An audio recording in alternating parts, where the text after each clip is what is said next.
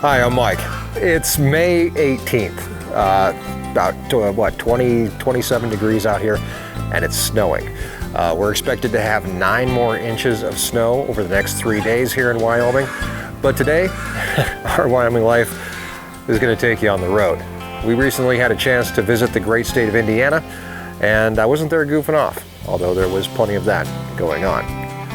But we were out there doing what we love to do, and that's spreading the word of agriculture on our Wyoming Life.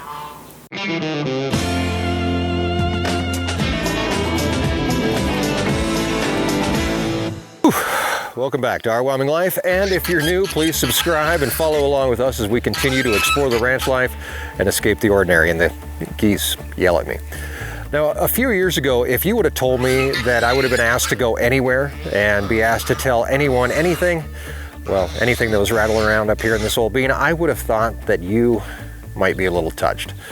But by doing what we've done over the last few years, well, and actually, you know what, really thanks to you and your help, both Erin and I have had the opportunity to go to some wonderful places and tell our story.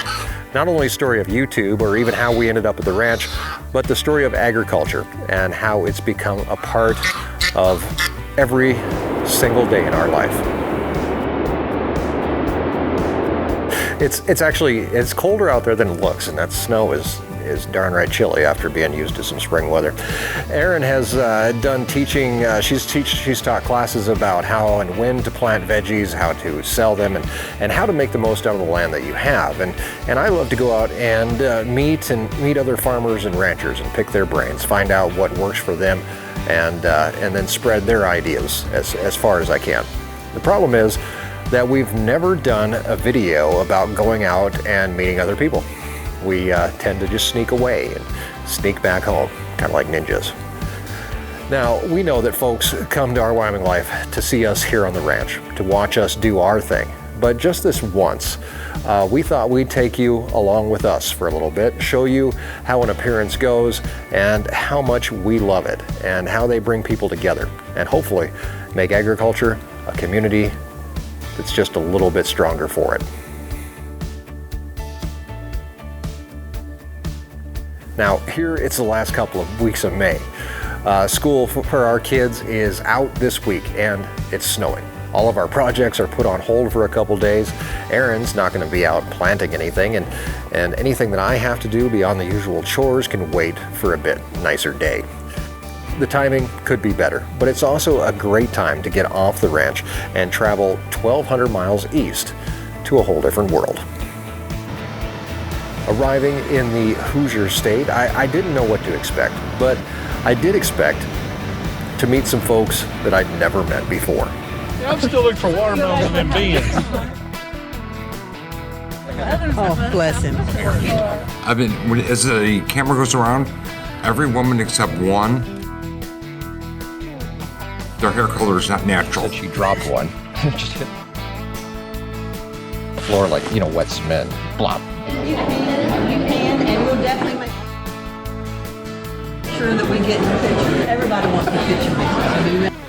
And the one that brought this ragtag crew together was the local ag teacher and FFA advisor Jen and her husband Gabe.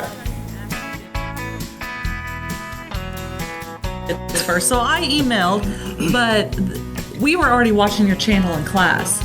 So every Friday, my agribusiness class watches you. My first task in Indiana was to address the year-end FFA banquet for the South Knox chapter. I hate to admit that I didn't know as much about FFA as I thought I did, but I can say that during the hour or so before I had a chance to get up and speak, I learned a lot. I learned how FFA takes kids not only down a road of agricultural education, but also a road that provides leadership, personal growth, and career success. FFA is a part of the school's agricultural science program, and they learn much more than just how to plant a crop. They learn about how food, fiber, and natural resources are all parts of agriculture, and how those industries can make a positive impact on our quality of life.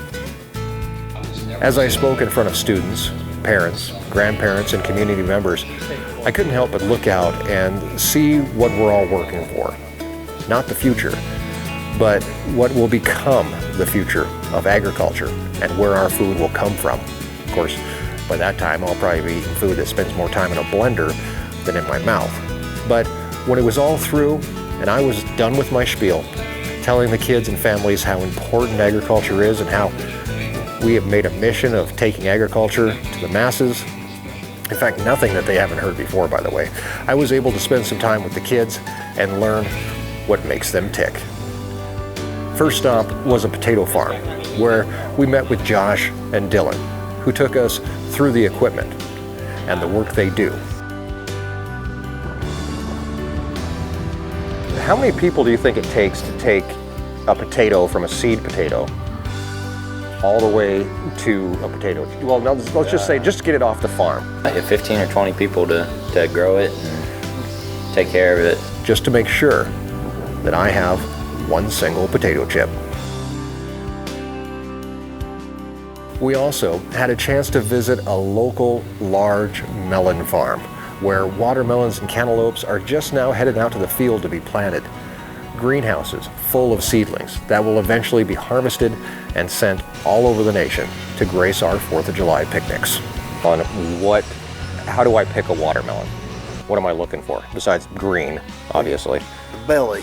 The belly. Yellow is. That's what makes the difference. Yellow belly.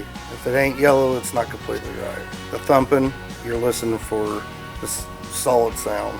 Okay. If it sounds like a beach ball or something, and the heart, which doesn't mean necessarily it ain't good to eat, because some of the better melons have a hollow heart. It just depends on how big it is. So you're saying there's no science to picking out a watermelon? Pretty well. You know? I mean, you could, if you want a good looking melon, you thump it. Mm-hmm. If you want a good sweet melon, sometimes it may be a little hollow. Along with that, we also had a chance to check out one of the FFA students' projects in rabbitry. My name's Caitlin, and this is my rabbit. Her name's Elsa. And I'm going to show you my SAE project, which is pretty much a supervised agricultural experience and basically my life in the summer. So rabbit meat is actually a really good alternative to chicken. So it's higher in protein, higher in vitamins, and higher in almost anything you can think. So it's a healthier alternative to chicken, and it has a lot less fat in it also. So that's why a lot of people might use it for salads or something instead of just roasted chicken. What does it taste? Does it taste like chicken? Yeah, it tastes exactly like chicken. Really? A lot of times when you're talking about production with animals, you're talking about percentages, live weight to exactly. Yeah, that's kind of slaughter weight and that kind of thing. So they're pretty efficient then. Yeah. So, and the good thing about bee rabbits is that they reproduce quickly. Their gestation period's super quick, and then they usually don't have problems having litters, and you don't really have to help them much.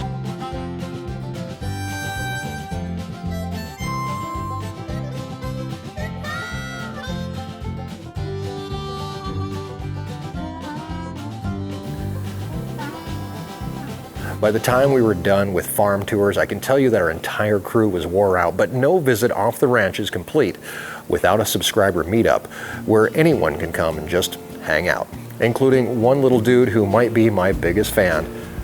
This little boy, was his name Sam, walked in and he was like, "That's Mike from TV." I watch him every night before I go to bed, and he stood in front of him and he was just like, oh. I mean, they stared at each other for 10 minutes.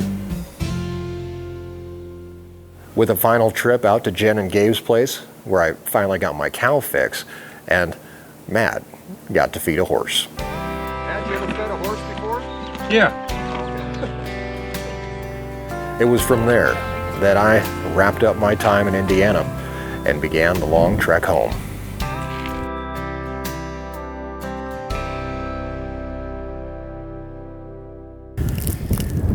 The best part about getting off the ranch occasionally is a chance to see something different, to bring home new ideas and to help each other.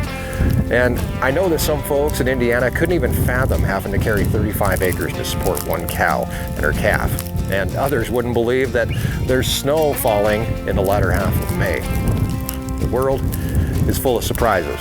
And just like a guy that I sat down from across from in the airport, he said into his phone, "You're not going to believe we just sat down across from me."